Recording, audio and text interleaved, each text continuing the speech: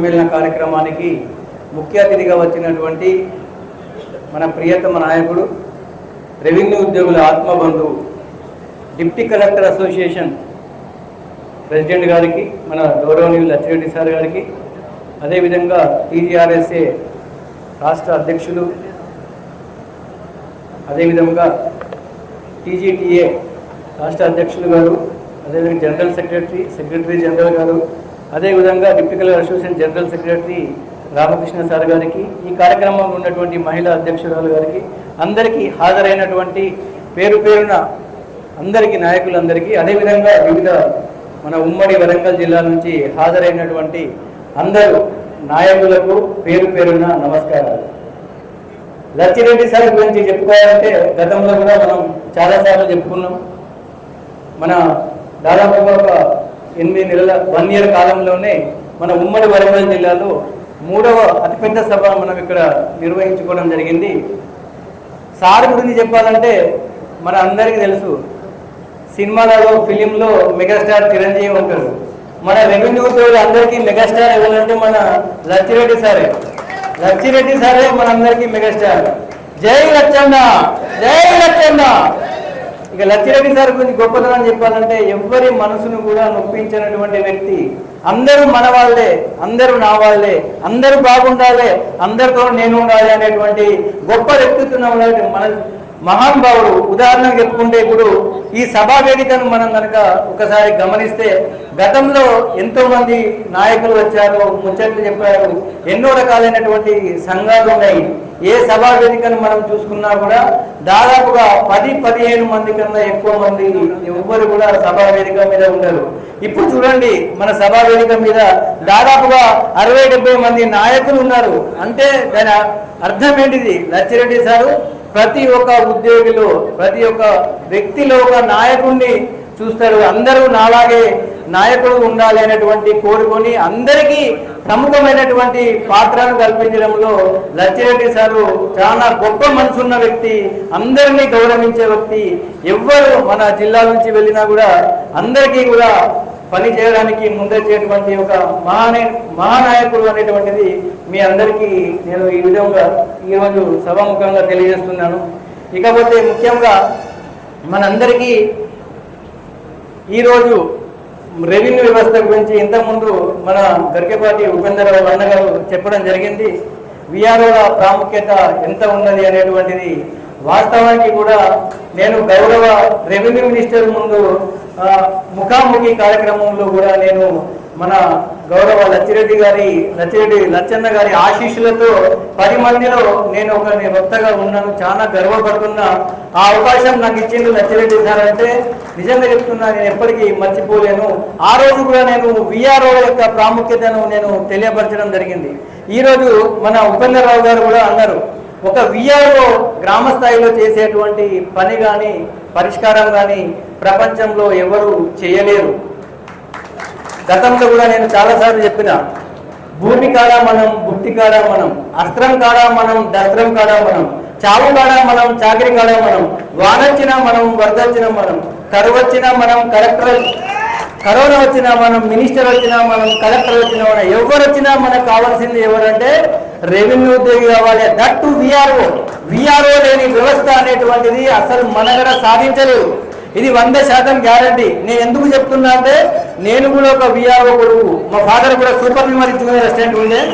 విఆర్ఓకు ఉన్నటువంటి బాధలు ఎన్ని ఉంటాయంటే నేను మరొకసారి మన గౌరవ అధ్యక్షుల ముందు చెప్పుకుంటున్నా. విఆర్ఓ అనేటువంటి వ్యక్తి తనకు తినడానికి తిండి లేకున్నా కూడా గ్రామానికి ఒక గిరిదావర్ వస్తున్నాడు, డిప్యూటీ తహసీల్దార్ వస్తున్నాడు, తహసీల్దార్ వస్తున్నాడు, ఒక ఆర్టీఓ వస్తున్నాడు అంటే 1000 రూపాయలు అప్పు తీసుకొచ్చి కూడా వారికి ప్రోటోకాల్ పాటించి అన్ని రకాలైనటువంటి మర్యాదలు చేసిన వ్యక్తి ఎవరంటే ఒక విఆర్ఓనే. అలాంటి విఆర్ఓ వ్యవస్థను, అలాంటి రెవెన్యూ వ్యవస్థను గత పాలకులు నిర్వీర్యం చేయడానికి అనేకమైనటువంటి కుట్రలు చేసిండ్రు. ఆ కుట్రలో భాగస్వాములు ఎవరైనా అంటే మన రెవెన్యూ సంఘాలైనాయి. ఈరోజు మన అధ్యక్షులు గారు, టీజీఆర్ఎస్ఏ అధ్యక్షులు గారు ఎందుకు ట్రెసా నుంచి విభేదించి బయటకు వచ్చిందో మనందరికీ తెలిసిన విషయంలో గతంలో కూడా అన్నగారు చెప్పిండ్రు, రెవెన్యూలో విఆర్ఓ వ్యవస్థ నిర్వీర్యం కావడానికి ఒక సంఘమే ప్రధానమైనటువంటి కారకం. అలాంటి విఆర్ఓ వ్యవస్థను తీసుకురావడానికి మన లచ్చిరెడ్డి సార్ ఎన్నో రకాలుగా ప్రయత్నాలు చేసిండు. సార్ చాలా మందికి ఒక డౌట్ ఉండే, సంవత్సరంన్నర అవుతుంది లచ్చిరెడ్డి సార్ సభలు పెడతాను, సమావేశాలు పెడుతున్నారు, ఇంకెప్పుడు వస్తాయి సార్ విఆర్ఓ వ్యవస్థ, ఇంకెప్పుడు వస్తుంది? లచ్చిరెడ్డి సార్తో తిరిగిన వాళ్ళే, లచ్చిరెడ్డి సార్తో చెట్టాపల్టాలు వేసుకుని తిరిగిన వాళ్ళే చాలా రకాలుగా అపోహలు పెట్టుకున్నారు. అసలు వస్తుందా విఆర్ఓ వ్యవస్థ, రాగా, ఇంకెప్పుడు వస్తుంది అనేటువంటి చాలా అపోహలు ఉన్నాయి. దానికి లచ్చిరెడ్డి సార్ అనేటువంటిది ఒక మేధావి. మేధావి అంటే ఆయనకు ఒక పక్కా ప్లాన్ ఉంటుంది. నోటి వాక్యంతో విఆర్ఓలు అందరూ ఎలా పోయిందో అలా రండి అని చెప్తే ఏమైతుంది, రేపు ఏదన్నా ప్రభుత్వం ఇంకేదైనా నిర్ణయం తీసుకున్నప్పుడు విఆర్ఓలు కోర్టుకు పోయి కూడా ఫైట్ చేయాల్సినటువంటి అవకాశం లేకుండా ఉంటుంది. అవన్నీ దూరదృష్టితో ఆలోచించి మన గౌరవ లచ్చిరెడ్డి గారు ఈరోజు ఒక జీవో ద్వారా 10,954 పోస్టులు రెవెన్యూ శాఖలకు తీసుకురావడం చాలా గొప్ప విషయం సార్. ఇంకొకటి సార్, విఆర్ఓలు అందరికీ ఒక అపోహ ఉన్నది. ఏం అపోహ ఉన్నది అంటే పబ్లిక్ సర్వీస్ కమిషన్ ద్వారా ఎగ్జామ్ పెడితే మేము పాస్ కామో అనేటువంటిది ఒక పెద్ద అనుమానం ఉన్నది. చాలా మానసిక వేదనకు ఉన్నారు. అలాంటిది కూడా లచ్చిరెడ్డి సార్ కూడా గతంలో ఎవరైతే మన జిల్లా నుంచి పోయిన వాళ్ళందరికీ కూడా సార్ మాట ఇవ్వడం జరిగినది. 100% ఇది ఒక డిపార్ట్మెంట్ టెస్ట్ లాంటిదే. Department revenue test part 1 part 2 రాసిన ఎవరైనా ఫెయిల్ అయ్యారా? 99-100% పాస్ అవుతారు. అందరినీ పాస్ చేసేవలసిన బాధ్యత గౌరవ లచ్చిరెడ్డి సార్ తీసుకోవాలని నేను సభాముఖంగా తెలియజేస్తున్నా. ఎందుకంటే సార్ ఎంఏ ఎంకామ్ చదవడం లేదు సార్, ఇప్పుడు ఎగ్జామ్ అవుతుంది సార్, డిగ్రీ ఎగ్జామ్ అవుతుంది. డిగ్రీ ఎగ్జామ్ అయిపోయిన తర్వాత నెక్స్ట్ డే ఎగ్జామ్ పెడితే నిన్న రాసి వచ్చిన ఎగ్జామ్లో 90 మార్క్స్ వస్తాయి కాదు సార్. 2 డేస్ తర్వాత ఎగ్జామ్ పెడితే 60 మార్క్స్ కూడా రావు. ఎందుకు రావంటే అతను మెంటల్లీ చాలా ఫ్రీ అయిపోతాడు. ఎగ్జామ్ అయిపోయింది అని అతన్ని లాంగ్ మెమరీ నుంచి మొత్తం తీసేస్తాడు.